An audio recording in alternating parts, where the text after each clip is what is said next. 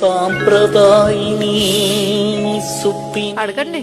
Truth డేరా truth. ఇప్పటిదాకా ఎంతమంది boyfriends maintain చేసావే? No, I only have one boyfriend. Already boyfriend ఉన్నాడు. Yes. Okay, తిప్పు.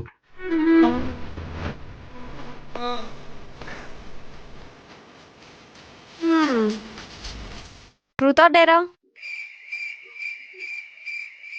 Truth. ఇప్పటి వరకు ఎంతమంది గర్ల్ ఫ్రెండ్స్ మెయింటైన్ చేసావు? అలాంటి ఇప్పుడు వద్దు. చెప్పు ప్రసాద్.